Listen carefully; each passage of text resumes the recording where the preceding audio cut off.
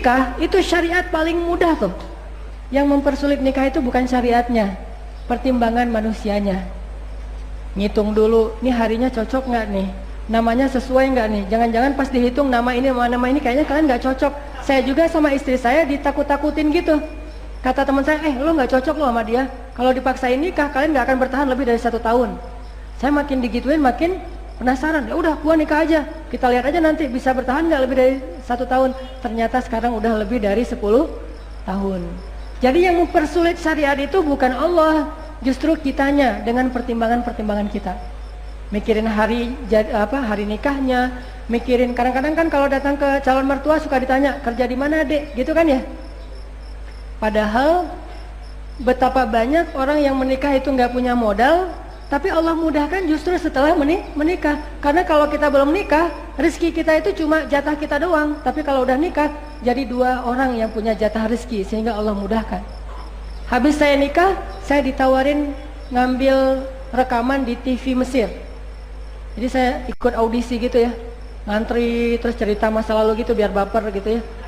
Dan selesai itu ikut audisi, alhamdulillah dari sekian ratus yang ikut audisi, alhamdulillah diambil 10 orang terbaik dan saya masuk 10 besar. Ambil rekaman di TV, itu semuanya terjadi setelah menikah. Ada aja rezeki dari Allah SWT. Sebetulnya ini penting buat calon-calon mertua, gak usah khawatir, karena Allah gak bakalan mengecewakan hamba yang pengen menjalankan syariat Allah. Gak ada orang yang gara-gara pengen beribadah kepada Allah terus hidupnya jadi susah, itu gak ada. Termasuk menikah itu adalah ibadah syariat. Gak mungkin jadi susah gara-gara pernikahan, gak mungkin. Jadi kalau kita ngomongin nikah itu jangan cuma yang dibicarain bayar listrik, bayar air, tunggakan sekolah anak. Bukan itu. Kalau nikah itu banyak yang lebih seru daripada sekedar bayar listrik. Bayar listrik mah sebulan sekali. Sedangkan 29 hari selama sebulan itu ngapain? Cinta. Nikah itu syariat yang udah selain mudah, nyaman, pahalanya tuh luar biasa. Memandang wajah istri aja berpahala, bayangin. Makanya orang yang udah menikah sekedar ngelihat wajah istrinya, bagi orang yang masih jomblo itu kayak sholat 2 rakaat loh. Kalau masih jomblo, lo lagi ngapain? Lagi sholat di masjid 2 rakaat. Terus lo lagi ngapain? Enggak, lagi nongkrong doang sama istri. Enggak, sholat duha lo? Enggak, udah ngelihat wajah istri. Cie. Ngelihat wajah istri juga pahalanya kayak sholat 2 rakaat, walaupun tetap tidak menggugurkan perintah untuk sholat duha, tapi tetap pahalanya luar biasa. Nikah ucapannya juga berpahala. Kayak saya lagi jalan sama istri atau lagi makan berdua. Saya kalau lagi makan sama istri itu suka 1 piring, nggak mau 2 piring. Gelas juga 1. Jadi kalau udah nikah tuh di rumah gelasnya cuma 1 aja. Karena Nabi SAW kalau minum itu pasti bekas dari bibirnya Aisyah.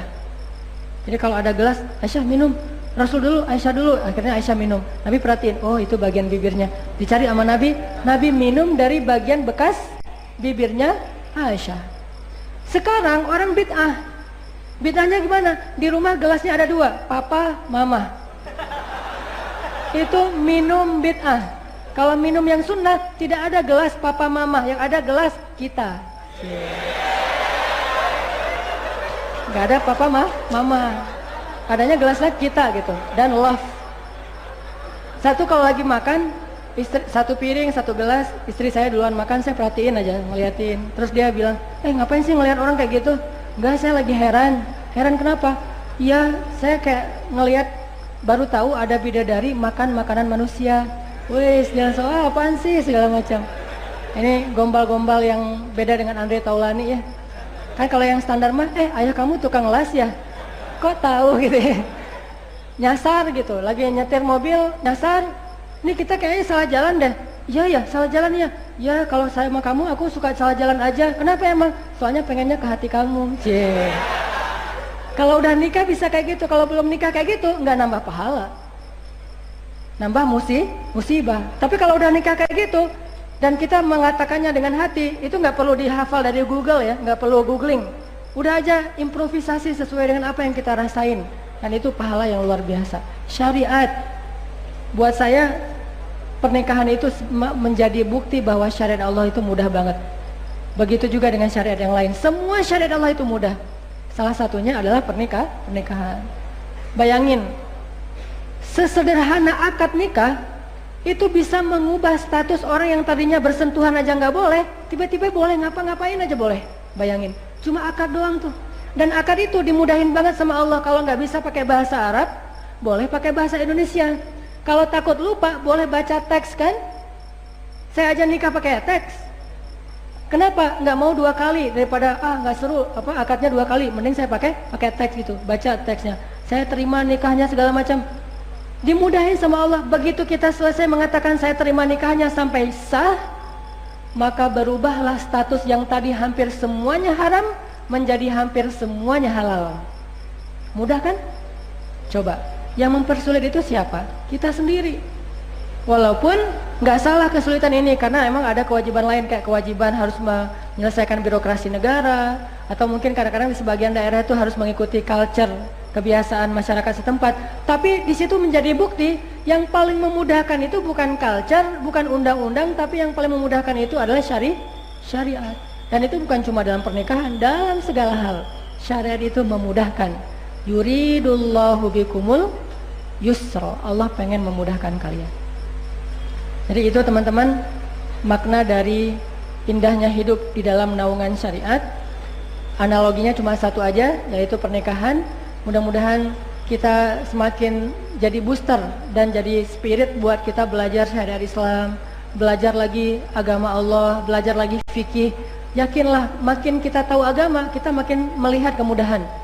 Justru kalau kita menemukan agama ini ribet, itu karena kita belum tahu, karena kita belum kenal. Semakin kita kenal, semakin kita melihat mudah banget agama Allah ini. Nabi kalau ngelihat ada sahabat yang berbeda pendapat, Nabi senyum-senyum doang, bayangin.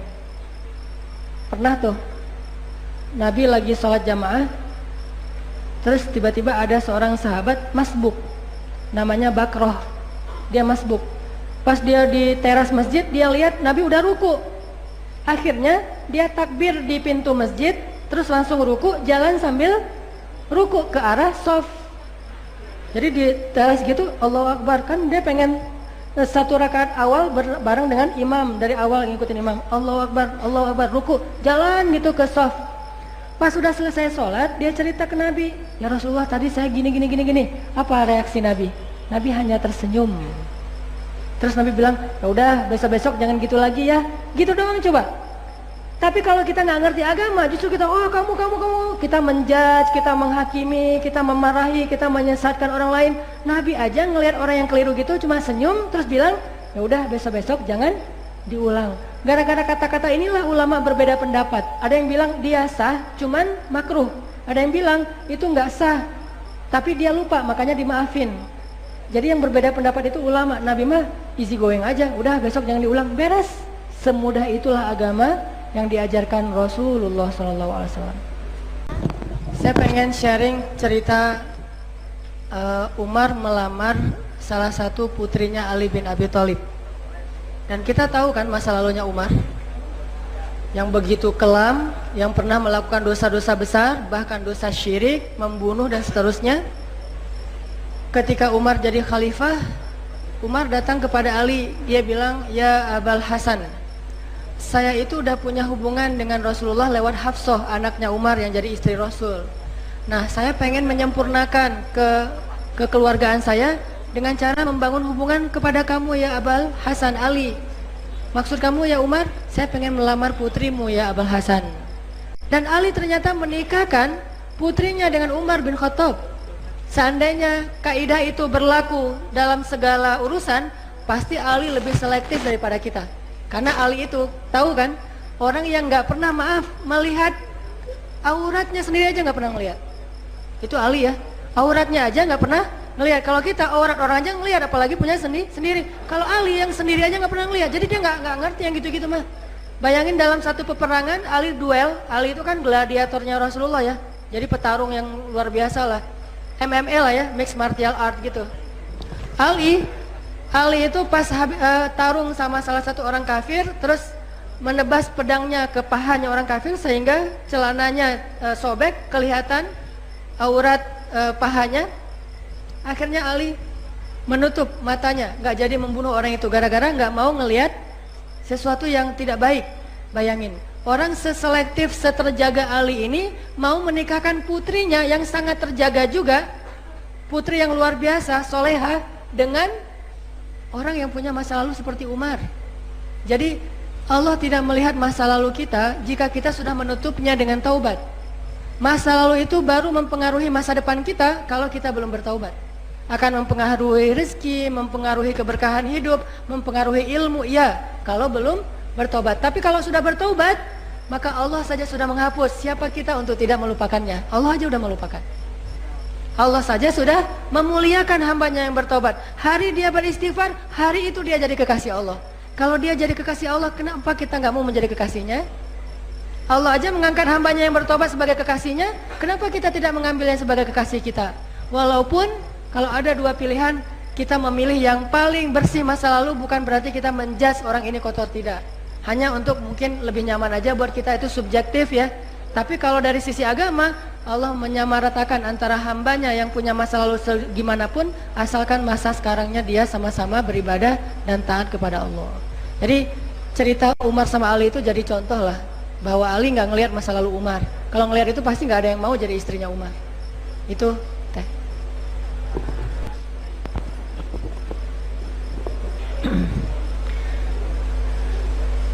أعوذ بالله من الشيطان الرجيم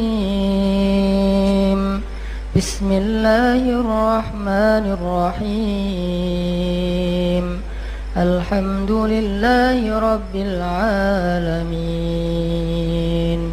الرحمن الرحيم مالك يوم الدين إياك نعبد وإياك نستعين اهدنا الصراط المستقيم صراط الذين أنعمت عليهم غير المغضوب عليهم ولا الضالين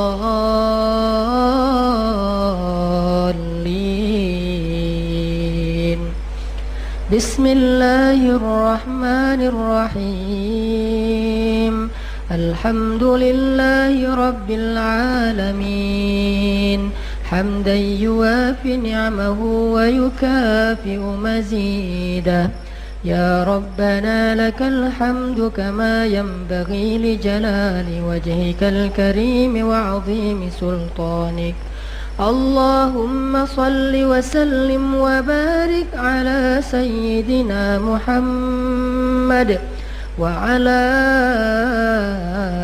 آله وصحبه أجمعين اللهم اغفر لنا ذنوبنا ولوالدينا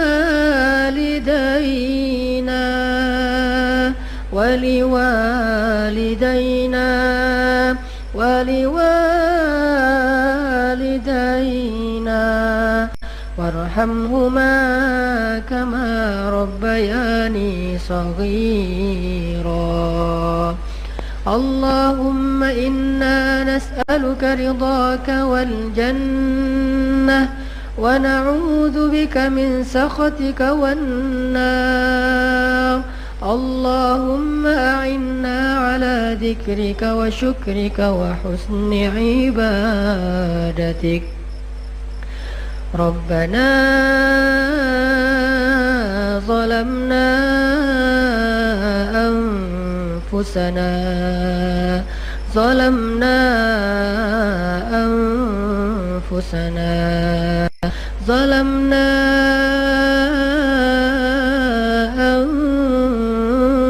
أنفسنا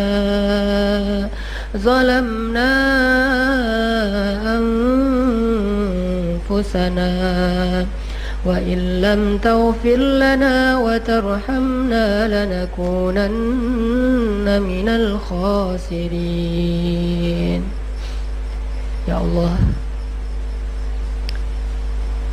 duhai Tuhan pencipta langit dan bumi,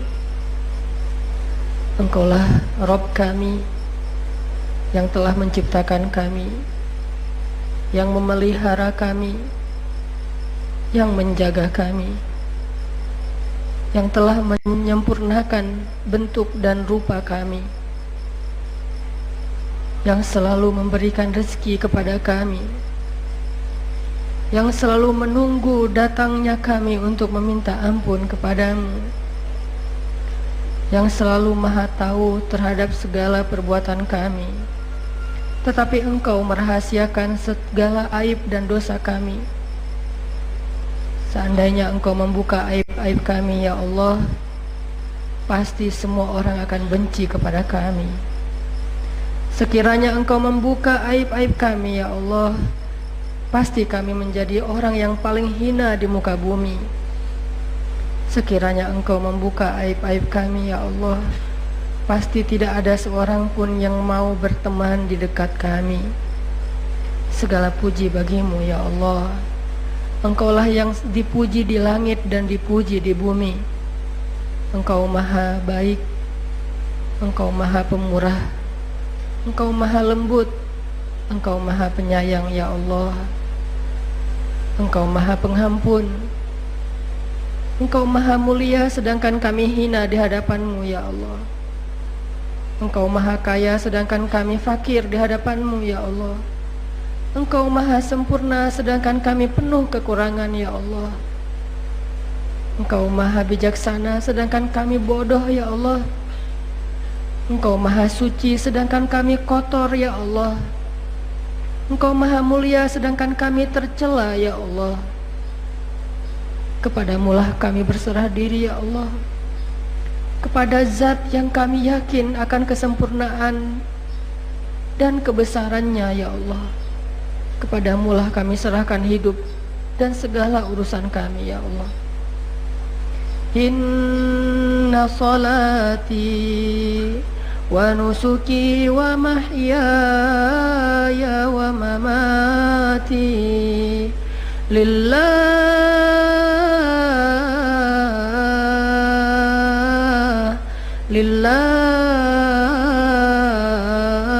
rabbil alamin. Kami serahkan hidup kami dan mati kami hanya kepada Engkau, ya Allah. Hanya kepadamu kami menyembah dan hanya kepadamu kami memohon pertolongan, ya Allah. Tolonglah segala kesulitan kami. Bantulah kami dalam setiap masalah-masalah kami. Ampunkan dosa-dosa kami, ya Allah. Kami tahu masalah hidup kami itu datangnya karena dosa-dosa, ya Allah. Dan hanya dengan ampunan dosa darimu, masalah-masalah kami menjadi mudah, ya Allah. Ampunkan dosa-dosa kami, ya Allah. Ampunkan juga dosa kedua orang tua kami, ya Allah. Ampunkan dosa ibu kami, ya Allah. Ampunkan dosa ayah kami, ya Allah. Balaslah setiap kebaikan dan pengorbanan mereka dengan balasan yang lebih baik di sisi-Mu, ya Allah. Karena kami sadar kami tidak mampu membayar dan membalas kebaikan mereka sama sekali, ya Allah. Justru sebaliknya, setelah kami tumbuh menjadi orang dewasa, setelah orang tua kami menjadi renta, menjadi lemah, setelah orang tua kami berjuang dan berkorban untuk kami, justru kami sering mengecewakan mereka, ya Allah. Kami merasa sombong dan angkuh di hadapan mereka, ya Allah. Kami sok tahu di hadapan mereka, ya Allah. Kami mengabaikan panggilan mereka, ya Allah. Kami sering tidak mengangkat telepon dari orang tua kami karena alasan sibuk, ya Allah. Kami tidak membalas SMS orang tua kami karena alasan banyak tugas, ya Allah. Kami tidak datang bersilaturahim kepada orang tua kami di hari libur, tetapi kami punya